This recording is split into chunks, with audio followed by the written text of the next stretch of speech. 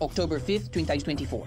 In the sky over Konstantinovka, it is reported that initially a Russian military fighter jet, either a Su-27 or Buxnetis a Su-35, is shot down.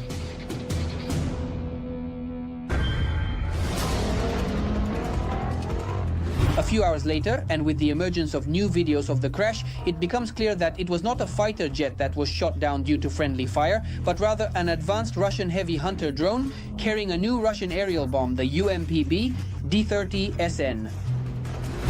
Following the downing of the drone and the fall of debris onto territory controlled by Ukraine, in order to prevent the debris from falling into the hands of Ukraine and the West, the occupiers launched several Iskander strikes at the crash site. Fortunately, by the time of the strike, the parts and debris have been successfully removed. This is the crash site, presumably, of a Russian drone in one of the private sectors of Konstantinivka. There were no casualties at the debris crash site. We can now see how these debris are being loaded into trucks for further examination. What is special about this drone? Does it have any equivalents in the world? And what were the Russian invaders so diligently but unsuccessfully trying to hide? The answers to these questions are coming up in Arsenal.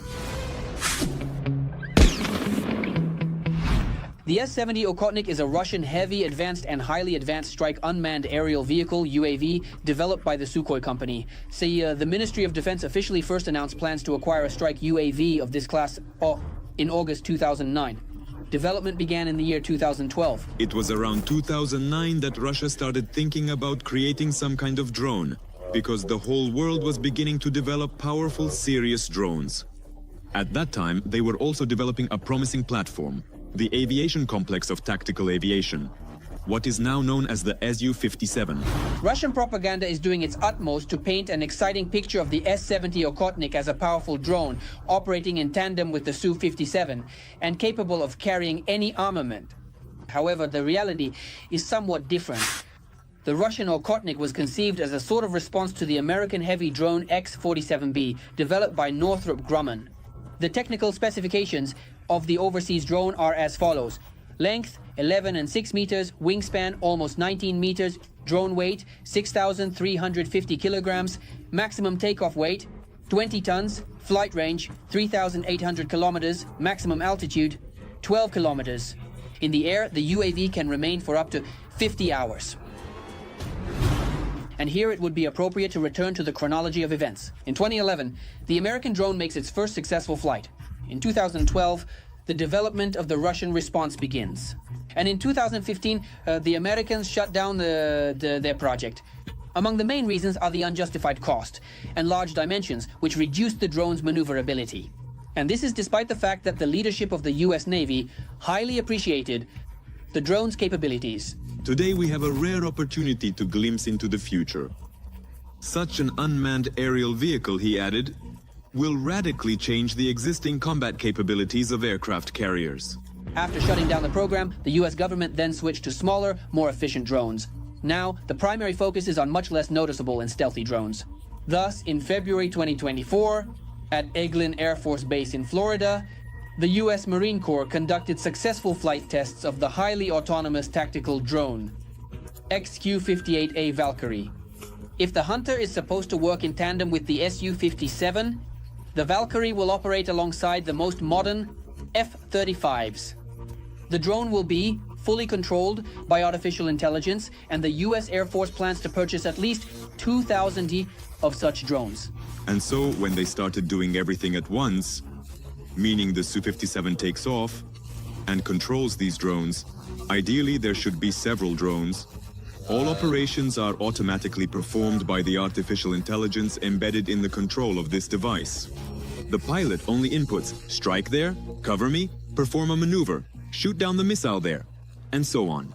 As we can see, the Russian leadership was not deterred by the Americans' decision to abandon further development of the drone that became the conceptual inspiration for the Okhotnik, and an analysis of the wreckage of the Russian creation showed that, in addition to maneuverability, the drone also has stealth issues. If you look at the wreckage of this fuselage, there is a very large number of different rivets, screws and bolts. And this fastening, it just blazes brightly on radar stations. It will be very noticeable at great distances. the radar will perceive it as some kind of large bomber.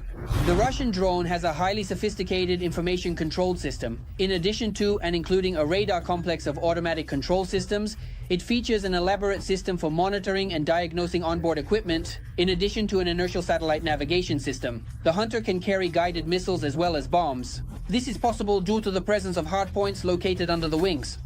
The technical specifications of the Russian heavy drone are as follows. Wingspan 19 meters, fuselage length 14 meters, combat load up to 3 tons, takeoff weight 25 tons, maximum flight speed 1,400 kilometers per hour, flight range to 6,000 kilometers. The drone features an aerodynamic flying wing design. In other words, it does not have a tail assembly. And as the developers claim,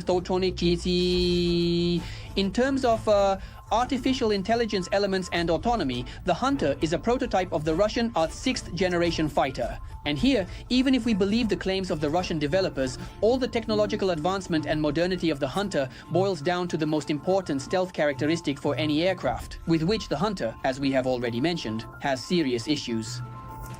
A lot of people who are specifically involved in designing unmanned systems have come to the conclusion that it is necessary to make them small, efficient, well-equipped, and so that they are not visible. American drones fly far, but they do not enter combat zones. Reconnaissance is carried out partly by drones, partly by radar detection aircraft, and partly by satellites. Despite optimistic plans to start mass production of the Okhotniks as early as 2023, it has not been put into production yet. At the time of the drone's destruction in the sky over Donbass, according to various sources, only 3 or 4 operational S-70s had been produced. Meanwhile, the destruction of the Okhotnik, with the subsequent recovery of its debris by Ukrainian and Western experts, is a small but significant victory. Acquiring this aircraft can provide in-depth and comprehensive insights into its detailed operation, as well as its comprehensive weaknesses and how best to thoroughly counter it. The loss of even one S-70 Okhotnik UAV can slow down the Russian program. In addition, the examination of the debris by Ukrainian specialists may reveal critical foreign components, which will further assist Ukraine in coordinating with partners to identify and block Western supply channels, which, of course, will significantly complicate the further production of such drones in Russia. I think that if indeed an appropriate decision is made there, they can potentially establish serious production.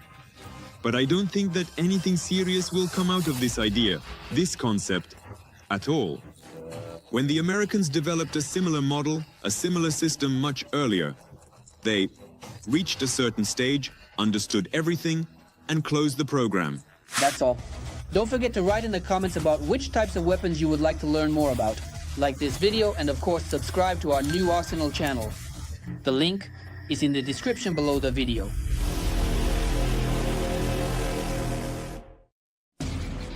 From barbecues to an entire cottage on tracks, Russians never cease to amaze with their means of protecting armored vehicles from Ukrainian drones. In reality, the awkward iron frames that Russians weld onto their equipment create more inconveniences than protection. Tanks lose their firing range, the equipment becomes cumbersome, and the crew is almost deprived of the ability to quickly exit a damaged vehicle. The tank does not fulfill all the functions intended for armored vehicles. Essentially, it's about providing fire support to infantry units during their direct assault on the positions of the armed forces of Ukraine. But the Russians do not stop. At some enterprises, real assembly lines have already been set up to install this scrap metal on armored vehicles. Even more so from the so-called barbecue grills, they have moved on to installing solid screens over the entire hull, which people have already nicknamed Tsar Shed. How effective is it? Is it capable of protecting the crew? And overall, is there any point in such a design? This is what we'll discuss today in Arsenal.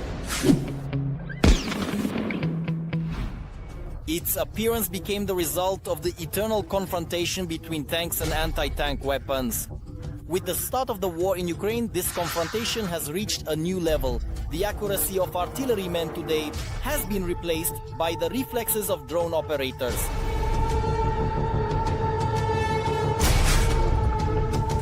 In the middle of last year, the use of UAVs on the front reached its peak. On both sides, there was talk of producing millions of drones. And it became clear that these means of destruction will now forever be with us in any armed conflict on Earth. The main damage to heavy armored vehicles is due to the use of FPV drones by both sides of the war. The question arose how to combat such a threat. Tank breakthroughs, as the marches of equipment and other excesses of Russian tactics have remained only in historical films.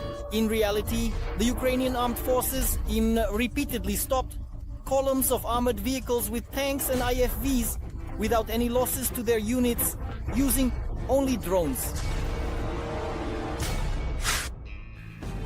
The first trial solution to the problem was iron grills that the Russians began welding over the most vulnerable part of the armored vehicles, the turret. On the internet, they were immediately dubbed barbecue grills.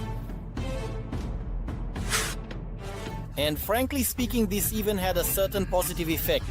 A simple attack from above by dropping munitions from the Ukrainian armed forces became less effective. Shells would ricochet off the grills, or, in the case of detonation, only the metal structure would be damaged, leaving the vehicle itself unharmed. As a result, it was not possible to destroy it on the first try, but only with a series of accurate hits. Yes, it was effective for a certain period until the Ukrainian Defense Forces found a countermeasure. There have already been multiple instances of objective control data indicating the destruction of such grill tanks. This includes destruction in the Krasnohorivka area and in the Chasiv Yar direction. The countermeasure was quite simple in essence, but not so simple in execution. FPV drones now had to not just hit the turret, but fly relatively under the grill. Small drones began to be equipped with shaped charge munitions. Due to its complex shape, a thin jet of molten metal is formed, which burns through the armor at tremendous speed. And considering that the munition is attached to the drone, rather than just fired from a cannon, the operator has the ability to fly precisely to the desired point. When installing protective screens between the equipment and the structure, leaving at least a meter. With sufficient operator skills, this is more than enough to direct the drone to the most vulnerable spot of the tank. The Russians' response was simple. There should be fewer vulnerable spots. Thus, the Tsar Mangal, or as it is also called, the shed, came into existence. When our scouts first saw the SIO moving across the battlefield, they couldn't believe their eyes, absolutely in complete and utter disbelief. Practically a life-sized house was slowly rolling down the road. When the image of the advanced Russian protective equipment was detailed online, it became clear. Now the second army in the world will be welding metal on all sides of its surviving equipment. Contrary to the apparent reliability from simplicity, the design flaws immediately became apparent. The first and most important issue is that the tank, in this form, no longer fulfills its tasks. The multifunctional equipment simply turns into an ordinary, self-propelled artillery unit. The tank does not perform the full functionality intended for armored vehicles. Essentially, it is about providing fire support to infantry units during their direct assault on the positions of the armed forces of Ukraine. The problem is that in such makeshift armor, it's not visible where to drive, where the threat is coming from, or what's on the sides. Also, firing is only possible forward, and turning the turret is completely excluded. Moreover, if the enemy is on the side, the entire tank has to be turned around, which in combat conditions almost guarantees destruction. The sheds that are welded on for protection against FPV drones have proven to be completely ineffective. Additionally, the welded sheets of metal have significantly increased the overall weight of the already heavy tank. In conditions of mud, snow, or simply unstable ground, the vehicle loses maneuverability and is simply unable to move. and the additional weight prevents it from being pulled out of a trap or evacuated if hit. In the area of Krasnogorovka, it detonated on anti-tank mines, and the welded construction specifically prevented it from being transported. That is, additional units of heavy armored vehicles were involved, which were struck using FPV drones. It is worth noting that despite all these drawbacks, the vehicle with the welded structure has indeed become harder to destroy. UAV operators now have to target it only from the front side, while everything else remains as it was. The main thing is to fly under the visor. The task is indeed not an easy one. However, an entire branch of the armed forces has been created to deal with drones. And for these guys, after training, such tasks are quite manageable. This is an element of the Russian fetish. It's similar to the fact that Russia has the largest Tsar cannon, which however has never been fired. The most massive and incredibly gigantic Tsar bell, which has never rung. And accordingly, an extremely expensive and, let's say, ultimately ineffective, costly tank grill, which essentially does not fulfill its function. To be fair, it should be noted that structures like grills have also been observed on Ukrainian equipment. However, these solutions were temporary and not mass-produced, like in Russia. In addition, additional equipment is installed on armored vehicles. But this refers to mobile electronic warfare systems that counteract accordingly weapons, primarily FPV drones, and consequently prevent strikes on this armored equipment. If you enjoyed this video, be sure to like it and subscribe to our channel so you don't miss new episodes of Arsenal. Eight there. Do you hear, please? No, Vanya, look! This blazing vessel is a carrier of caliber cruise missiles, and at the same time, one of the most modern ships of the Russian Black Sea Fleet. As sailors say, not even a fly has had time to sit on the guns of the Askol. The ship, struck with filigree, precision by a foreign scalpel, had only recently been launched and hadn't even had the chance to fire a single missile towards Ukraine. In addition to 8 launchers for calibers, the Askol also housed the Pantsir M air defense system and the Orlan 10 drone complex on board. Putin will take a long time to recover from such a slap from the Ukrainian armed forces, as the bloody dictator has fewer and fewer toys left in his arsenal. To be precise, only one remains, and it's defective. Before you is the pride of the Kremlin, Putin's favorite toy, and at the same time, the only heavy aircraft carrier in the Russian Navy, Admiral of the Fleet of the Soviet Union, Kuznetsov. Simply put, Kuzia, or perhaps poor Kuzia, because you can't look at this pathetic sight without tears. There's little to laugh about. The dark smoke indicated the cruiser's machinery was far from being in the best condition, and instead of its normal speed of 29 knots, Admiral Kuznetsov could reach a maximum of 14. These are shots from the time when Kuzia set off to the shores of Syria. According to the Kremlin's plan, this was supposed to look truly majestic and terrifying. All agencies, all TV channels around the world were watching and continue to watch the Russian Navy squadron, which for the first time set out not on a training mission, but on a combat mission. In reality, the whole world did indeed shudder, but not from fear, rather from the appalling condition of Putin's fleet. Some called the cruiser a smoker's aircraft carrier, others captioned photos of the smoking ship with donate firewood and compared it to the Icelandic volcano Eyjafjallajökull.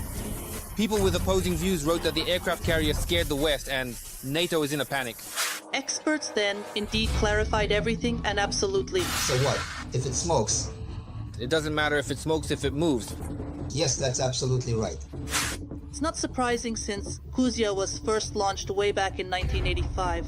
And not only has this pseudo-great country failed to acquire even one more aircraft carrier over all this time, but on top of everything, the poor Kuzia has never seen a proper repair.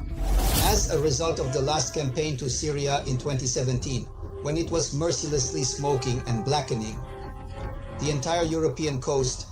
It even got a new nickname, Nedonosets, underachiever. Well, this aircraft carrier underachiever.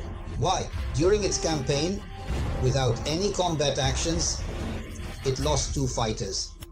Yes, the great Russian fleet, for better or worse, did eventually reach the shores of Syria, and then those very planes that Kuzia had struggled to carry started to fall. A Russian Su-33 fighter jet crashed while attempting to land on the aircraft carrier Admiral Kuznetsov. According to reports from Russian news agencies, the plane rolled off the deck. This is already the second fighter jet that Russia has lost from the group that arrived in Syria as part of the fleet led by the Admiral. A MiG-29K was also lost there, but for Putin, as always, everything went according to plan. And they brilliantly accomplished the task set before them. The bunkerman's pride for this cruiser knew no bounds. Russia has repeatedly claimed that there is no equivalent to their Kuznetsov, not even in the USA. Meanwhile, after its only combat mission in 2017, Kuzia is still under repair. You just want to ask, did you say it? Said it. Did you even understand what you said? As for America, with which Putin so desperately wants to compete, they simply don't have such scrap metal. Instead of 1 subpar ship, the US has as many as 11 aircraft carriers in service. The newest and most advanced among them is rightfully considered to be the Gerald Ford. The warship is named after the 38th President of the United States, who served in the Navy during World War II. The cost of this water giant is estimated at $13 billion. At the moment, the crew of the Gerald Ford consists of approximately 5,200 people, of which 2,700 are the ship's crew and 2,500 are the air group. This is a next-generation ship. It was commissioned into the US fleet in 2017 and became the first US new type of aircraft carrier built in the last 40 years. The ship's length is 337 meters and its height is 76. It is equipped with 2 nuclear reactors, which allow it to reach speeds of up to 30 knots. That's more than 55 kilometers per hour. Experts clarify that not every land-based airfield can accommodate such a large fleet of aircraft, up to 90 units.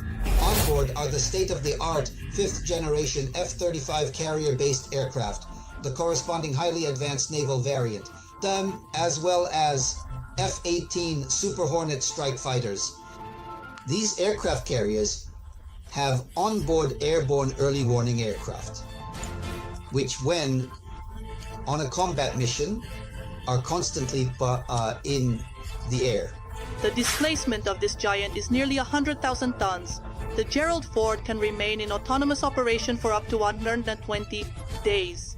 Moreover, this ship does not sail on its own, but as part of an aircraft carrier strike group. That is, the air and anti-submarine defense of this ship is handled by at least 1 missile cruiser and 2 to 4 destroyers. And the anti-submarine defense also includes 1 nuclear submarine, but not a missile one, a torpedo one. From any sphere, it is practically impossible to sneak up on it. Half-drunk Russian sailors in torn striped shirts can only dream of such a thing. They are as far from the Americans as the moon. But the one who can truly claim to compete with the US aircraft carriers is China. Last summer, they launched a Type 003 class vessel. It was named Fujian. In size, it's like 3 football fields. As of today, the aircraft carrier is undergoing testing, and it is expected that by 2025, the ship will join the naval fleet of the PRC.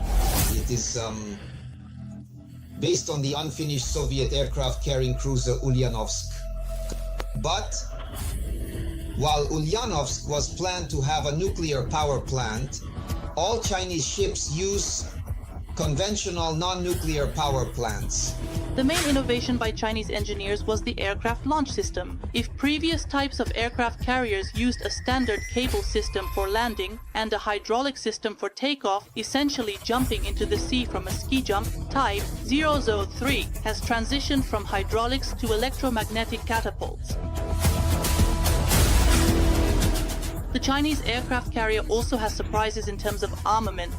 Type 003 is equipped with the latest large caliber artillery systems, and the Giant is protected by a floating air defense system, which, according to some reports, is equipped with self-guided lasers. The Type 003 ship is covered by ARM-40 fighter jets. On board, as is standard on all Chinese ships, there will be 40 combat aircraft. But here, in addition to the Shenyang J-15s, there will also be Shenyang J-35s. This is the Chinese variant. The Chinese variant of the 5th generation fighter is currently being actively developed. But the Chinese did not stop there and recently launched the Zhuhayun. It is an unmanned aircraft carrier. It is equipped with a nuclear engine, which is traditional for such modern giants, allowing it to accelerate to 18 knots. On board, there are dozens of various unmanned vehicles, including small boats and submersibles, which together are intended to create a system for surveillance and target interception.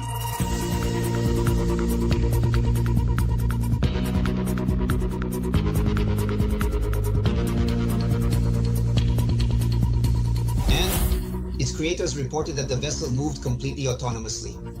For 12 consecutive hours during the tests, it independently chose its route, avoiding obstacles that were artificially placed in its path. In terms of architecture, it's a typical passenger ship, which, well, its size is also small. It is 88 meters long, 14 meters wide, and has a displacement, well, compare it to an aircraft carrier, which is 80,000 tons. While this is 2,000 tons. All of this will be controlled by a unified artificial intelligence capable of coordinating the launch, movement, and return to the board. Moreover, all components on the Zhuhayun, both software and hardware, were produced and developed in China without involving external specialists and manufacturers. Zhuhayun is purely experimental, but based on it, in the future, if the tests are successful, it is quite possible to create unmanned strike complexes. That is, both the ship itself is unmanned and the means of attack from it are unmanned. And with such advanced vessels, the rusty remnants of the Russian fleet are trying to compete. To compare China's IMF or even the United States with Putin's underachievers is laughable. As we can undoubtedly see, the aircraft carrier group of the American fleet indeed represents a truly formidable force that no country in the world can oppose. Did you like this video? Then give it a thumbs up and write in the comments about what other types of weaponry you would like to learn about. And don't forget to subscribe to our channel so you don't miss new episodes of Arsenal.